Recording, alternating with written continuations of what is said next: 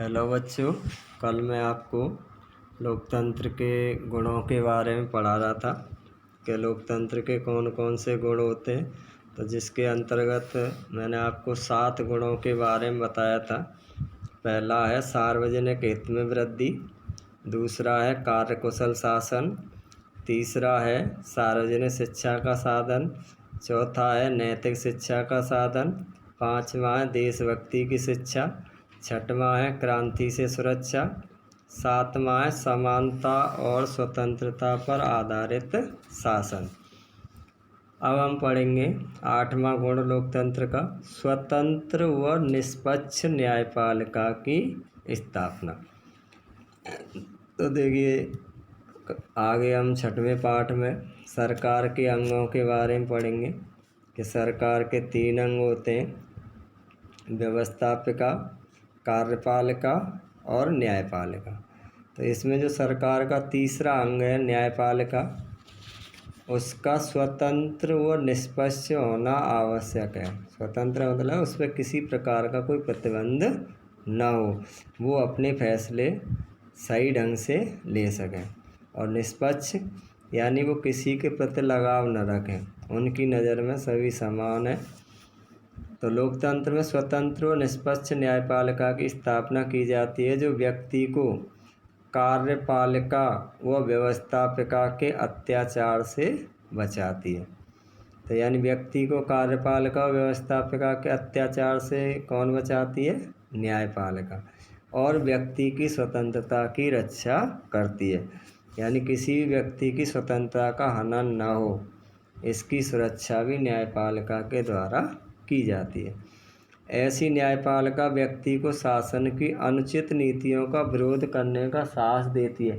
यानी आज हमें लगता है कि हमारी जो शासन व्यवस्था है वो सही ढंग से कार्य नहीं कर रही है या गलत कार्य कर रही है, तो उसका विरोध करने का जो साहस है हमें न्यायपालिका के द्वारा ही प्राप्त होता है, और शासन से उसकी संवैधानिक मर्यादाओं का पालन कराती है। संवैधानिक मर्यादाओं का तात्पर्य होता है कि जो सरकार होती है, जो सरकार के प्रतिनिधि होती है, वो संविधान के दायरे में रहकर कार्य करते हैं। संविधान के दायरे का मतलब होता है कि वही कार्य करते हैं जिसका उल्लेख संविधान में होता है। संविधान से बाहर वो कोई भी कार्य नहीं करते या नहीं कर सकते। अगर वो करते भी हैं तो न्यायपालिका उस पर रोक लगा सकती है। नवी जो गुण है, नवा गुण, वो है कला, साहित्य, संस्कृति व विज्ञान की प्रगति में सहायक। लोकतंत्र कला, साहित्य, संस्कृति व विज्ञान पर किसी प्रकार का अनुचित नियंत्रण नहीं करता है, अपितु इनका विकास चाहता है।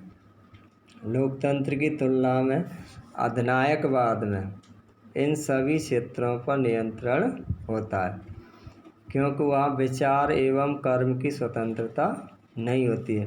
तो यानी लोकतंत्र में तो कला का भी खूब प्रसार या विकास होता है, साहित्य का भी होता है, संस्कृति का भी होता है, विज्ञान का भी होता है। लेकिन जहाँ पे अधिनायकवाद या अधिनायक तंत्र वाली शासन व्यवस्था होती है, वहाँ इनका विकास या तो होता ही नहीं है, और होता भी है तो बहुत ही अल्प मात्रा में या बहुत ही कम, क्योंकि वहाँ विचार एवं कर्म की स्वतंत्रता नहीं होती है। यानी किस प्रकार के शासन में विचार एवं कर्म की स्वतंत्रता नहीं होती है? अधिनायकवाद में या अधिनायक तंत्र में। तो अतः अधिनायक तंत्रों में कला, साहित्य और संस्कृति के क्षेत्र में पर्याप्त विकास नहीं होता है, और विज्ञान के विकास में भी बाधा आती है। 10वां गुण है लोकतंत्र का संविधानवाद में आस्था। तो लोकतंत्र संविधानवाद में आस्था रखता है। इसका अर्थ है कि लोकतंत्र व्यक्ति के स्वेच्छाचारी शासन के स्थान पर विधि के शासन में विश्वास करता है। तो व्यक्ति के स्वेच्छाचारी शासन का मतलब होता है कि चाहे वो प्रधानमंत्री हो, चाहे राष्ट्रपति हो, चाहे कोई भी मंत्री हो केंद्र का, या राज्य में मुख्यमंत्री हो या राज्यपाल हो, तो वो ऐसे कोई नियम कानून लागू नहीं कर सकता है अपनी मर्जी से। वो जो भी नियम कानून बनाएगा वो विधि के शासन द्वारा, जैसे हमारे देश में कोई भी नया नियम कानून बनाना है तो वो संसद से पारित होगा। एक सिस्टम होता है, पहले एक विधेयक लाया जाता है, फिर विधेयक पर विचार विमर्श होता है, बाद में मतदान कराया जाता है।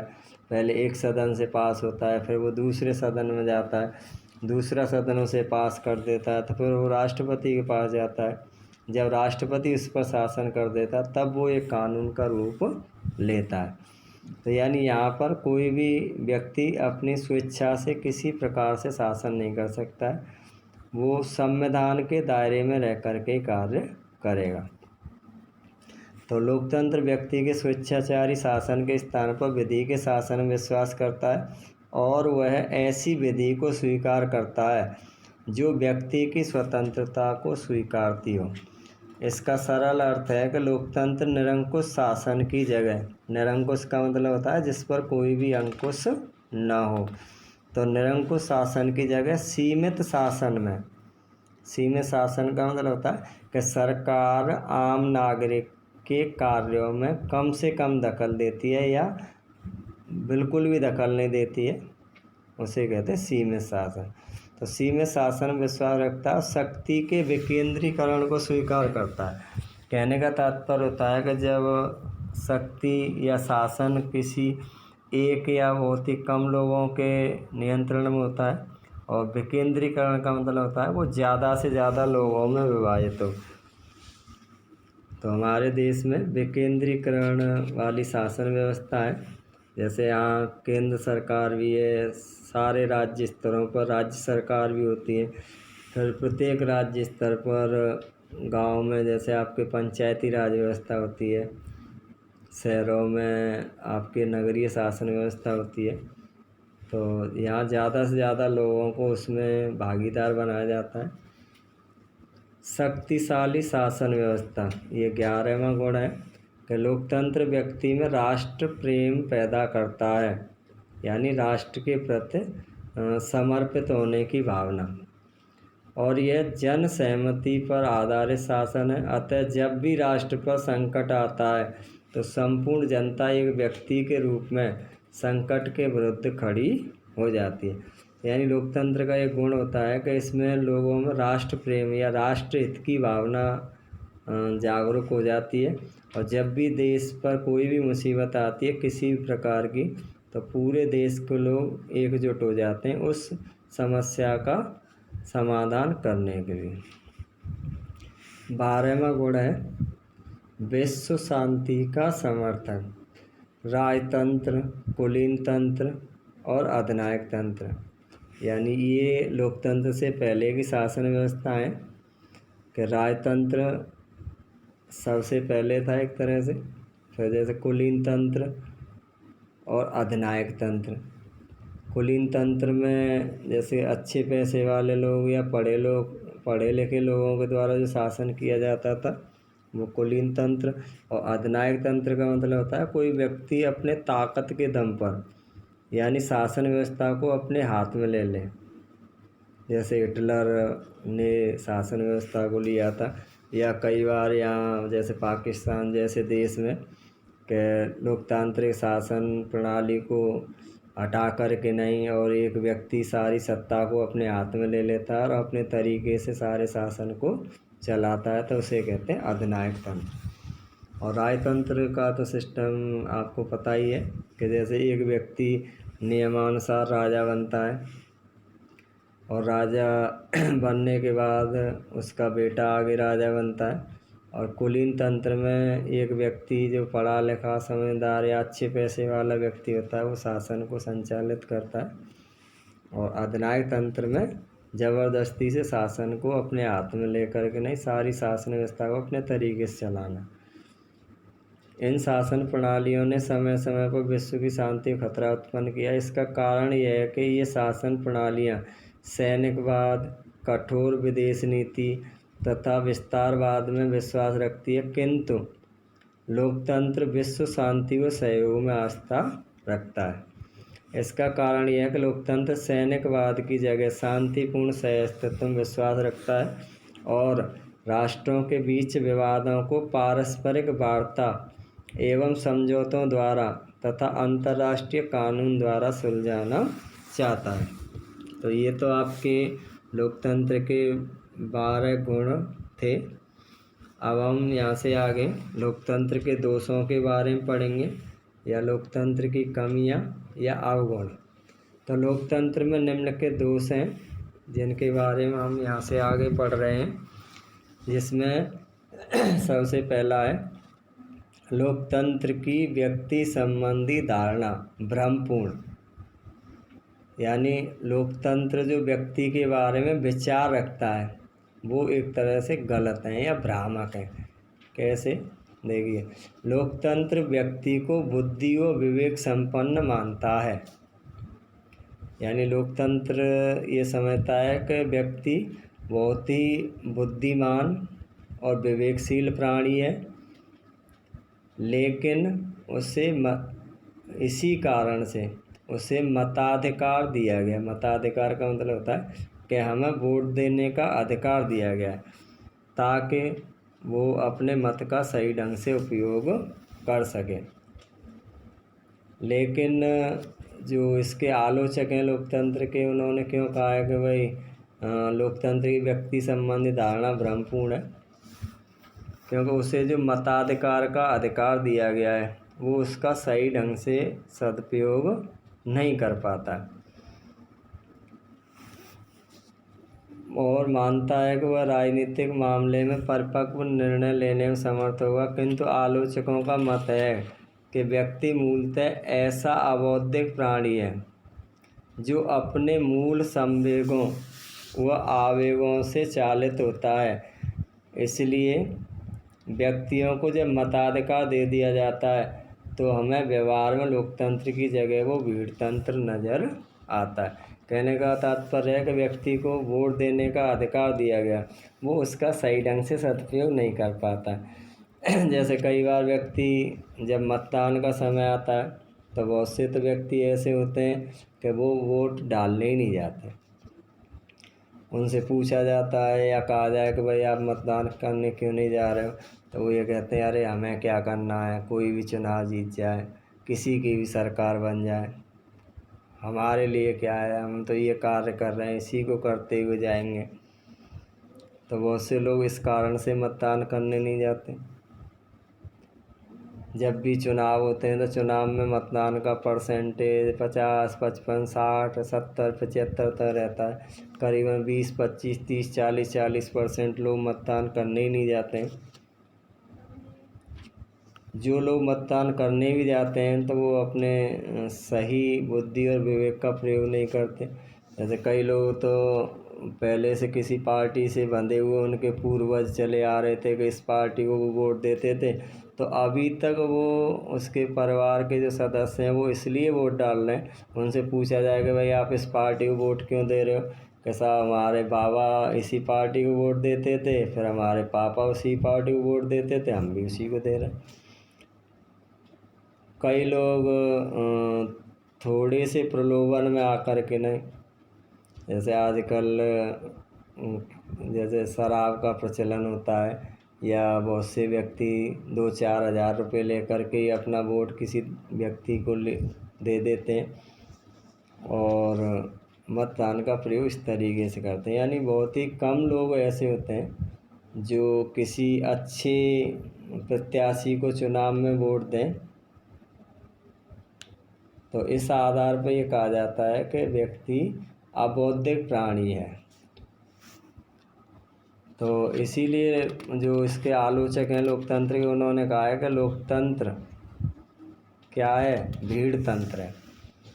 अब बुद्धिजीवी वर्ग की उदासीनता, जैसे ये जो पॉइंट है वो उसी की तरह जो मैंने अभी आपको बताया था कि लोकतंत्र में बुद्धिजीवी वर्ग की उदासीनता होती है। कहने का तात्पर्य जो पढ़ा लिखा अच्छा व्यक्ति होता है, जैसे उदाहरण के लिए कि जिस दिन मतदान का समय होता है उस दिन उस इलाके में छुट्टी रखी जाती है, सरकारी कर्मचारी हों या प्राइवेट कर्मचारी हों, उन सब की, कि ताकि वो अपने मतदान का प्रयोग करें।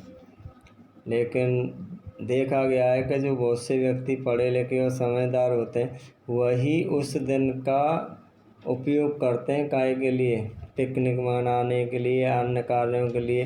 तो वो सोचते हैं कि आज जो छुट्टी हमें मिली है वो पिकनिक मनाने के लिए या घर पर आराम करने के लिए या घर के कोई अन्य कार्य करने के लिए मिली है, न कि हमें मतदान करने के लिए। बल्कि सरकार ने उन्हें वो छुट्टी किस लिए दी थी, ताकि वो अपने मतदान का सदुपयोग कर सकें। तो उसमें देखा गया है कि बहुत से जो व्यक्ति होते हैं, जो मजदूर वर्ग के लोग हैं या कम पढ़े लिखे लोग हैं, वो मतदान करने जाते हैं। लेकिन जो अच्छे शिक्षित लोग होते हैं या जो नौकरी पेशा वाले लोग होते हैं, उनमें से बहुत ही कम लोग ऐसे होते हैं कि वो वोट डालने जाएं। उन्हें लगता है कि कौन भीड़ में लगेगा, हमें क्या करना है, तो इससे अच्छा अपने घर पे ही आराम करें या कोई अपना पिकनिक वगैरह पर जाएं। तो लोकतंत्र में बुद्धिजीवी वर्ग की उदासीनता होती है। इस व्यवस्था में यह माना जाता है कि गुणों की अपेक्षा संख्या को अधिक महत्व दिया जाता है। इस कारण से समाज में बुद्धिजीवी वर्ग इस व्यवस्था में सक्रिय रूप से भाग नहीं लेते। अब शैक्षणिक महत्व का दावा भ्रमपूर्ण, जैसे उसमें लोकतंत्र के गुणों में बताया था कि इससे लोगों को सार्वजनिक शिक्षा प्राप्त होती है। तो आलोचकों ने यह कहा कि इससे शैक्षणिक महत्व नहीं मिलता है या इससे शैक्षिकता या शिक्षण सही ढंग से नहीं मिल पाता है। लोकतंत्र के बारे में यह दावा पूरी तरह से भ्रमपूर्ण है कि यह व्यक्ति को नागरिक शिक्षा, नैतिक शिक्षा तथा राष्ट्र प्रेम की शिक्षा देता है। वास्तविक स्थिति इससे एकदम भिन्न है। लोकतंत्र में राजनीतिक दल प्रत्येक राष्ट्रीय समस्या पर अपने स्वार्थ की दृष्टि से विचार करते हैं। कहने का तात्पर्य होता है कि यहाँ कोई भी राजनीतिक पार्टी हो, उसके द्वारा जो भी निर्णय लिए जाते हैं वो देश हित में न होकर अपने दल के हित में होते हैं। तो लोकतंत्र में राजनीतिक दल प्रत्येक राष्ट्रीय समस्या पर अपने स्वार्थ की दृष्टि से विचार करते हैं और उसे ही राष्ट्रीय हित बताकर प्रचार करते। तो उसमें अक्सर कर हमने देखा, जैसे अभी आपके ये जो जैसे नीट और IIT वगैरह के पेपरों से संबंधित है, तो कई राजनीतिक पार्टियों के लोग उसका विरोध कर रहे हैं, लेकिन वहीं उन्हीं के राज्यों में जो विरोध कर रहे हैं उन्हीं के राज्यों में पेपर वगैरह करवाए जा रहे हैं। तो खुद जो कार्य कर रहा है तो वो तो उनकी दृष्टि में सही है और दूसरा उसी कार्य को कर रहा है तो वो गलत है। तो यहाँ पर भावार्थ यही है कि लोकतंत्र में राजनीतिक दल प्रत्येक राष्ट्रीय समस्या को अपने स्वार्थ की दृष्टि से विचार करते हैं और उसे ही राष्ट्रीय हित बताकर प्रचार करते हैं। वे एक दूसरे पर आरोप प्रत्यारोप लगाते हैं और जनता के विभिन्न वर्गों को अपने प्रभाव में लाने के लिए उसकी भावना को भड़काते रहते हैं। तो ये जो ज़्यादातर आपके लोगों द्वारा आंदोलन, धरना प्रदर्शन किया जाता है, उसमें बहुत बड़ा योगदान राजनीतिक दलों का होता है। वो अपनी स्वार्थ सिद्धि के लिए लोगों को किसी न किसी प्रकार से भड़काते रहते हैं, उन्हें इस कार्य के लिए प्रोत्साहित करते हैं कि आप इसका विरोध करिए। चौथा जो अवगुण या दोष है वो है लोकतांत्रिक स्वतंत्रता समानता भ्रमपूर्ण है। लोकतंत्र व्यक्तियों को राजनीतिक स्वतंत्रता समानता तो प्रदान करता है। कहने का तात्पर्य होता है कि हमें वो वोट देने का अधिकार देता है, राजनीतिक में चुनाव लड़ने का अधिकार देता है, किंतु यह व्यक्तियों को आर्थिक स्वतंत्रता समानता प्रदान नहीं करता है। कहने मतलब देश के सभी लोगों के पास में एक जैसी पैसे की व्यवस्था नहीं है और सभी के साथ एक जैसा व्यवहार नहीं किया जाता। तो हमारे देश में या जहाँ भी लोकतंत्र है वहाँ लोगों को राजनीतिक स्वतंत्रता तो मिली हुई है और राजनीतिक समानता भी मिली हुई है, लेकिन उन्हें आर्थिक स्वतंत्रता समानता सही ढंग से प्रदान नहीं की गई है। आर्थिक स्वतंत्रता व समानता के अभाव में व्यक्ति की राजनीतिक स्वतंत्रता समानता भी अर्थहीन हो जाती है। यानी जब व्यक्ति को आर्थिक स्वतंत्रता समानता प्रदान नहीं की जाती है तो उसको जो राजनीतिक स्वतंत्रता समानता दी गई है उसका कोई भी महत्व नहीं रहता है। लोकतंत्र में चुनावों में धनिक खड़े होते हैं।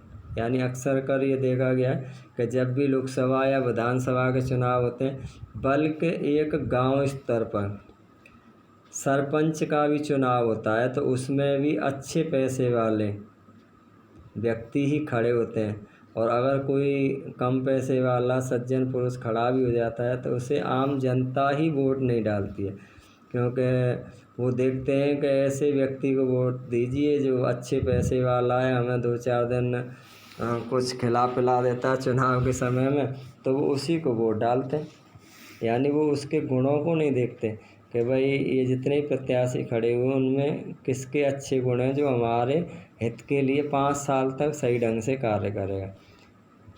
तो लोकतंत्र में चुनावों धनिक खड़े होते हैं और वे अपने धन की शक्ति व प्रभाव के द्वारा चुने जाते हैं। जब व्यवस्थापिका के अधिकांश व्यक्ति धनवान होते हैं, अब आप बताइए जैसे लोकसभा के चुनाव हुए, लोकसभा में ज़्यादातर ऐसे व्यक्ति चुनाव जीत करके गए जो अच्छे पैसे वाले हैं, तो वो ज़्यादातर जो भी कानून बनाएंगे या बनवाएंगे तो वो उनसे यानी अच्छे पैसे वाले लोगों के हित में हों, यानी आम जनता या गरीब वर्ग के हित में नहीं होते। तो व्यक्ति धनवान होते हैं तो वो कानून भी ऐसे ही बनाते हैं जो धनिक वर्ग के हित में होते हैं। इस प्रकार आर्थिक असमानता के कारण लोकतंत्र में गरीब वर्ग की राजनीतिक स्वतंत्रता व समानता भी लगभग अर्थहीन हो जाती है। 5वां जो दोष है वो है राजनीतिक दलों का दुष्प्रभाव। लोकतंत्र के संचालन के राजनीतिक दल परम आवश्यक माने जाते हैं। भाई ये निश्चित है कि जिस देश में लोकतंत्र है वहाँ राजनीतिक दलों का होना जरूरी है, किंतु राजनीतिक दल प्रणाली में अनेक दोष भी होते हैं और इनके कारण लोकतंत्र में विकार आ जाता है। यानी लोकतंत्र में कमी का जो कारण बनता है वो राजनीतिक दल बनते हैं। सिद्धांत रूप में सभी राजनीतिक दलों का निर्माण राष्ट्रीय हित में होता है और वे जनता के उत्थान के लिए विभिन्न सामाजिक व आर्थिक नीतियों व कार्यक्रमों का प्रचार करते हैं, किंतु व्यवहार में सभी राजनीतिक दल राष्ट्रभक्ति की जगह दल भक्ति को महत्व देते हैं। तो ये आपके मैंने 5 दोषों को पढ़ाया। कल हम यहाँ से आगे लोकतंत्र के दोषों के बारे में पढ़ेंगे।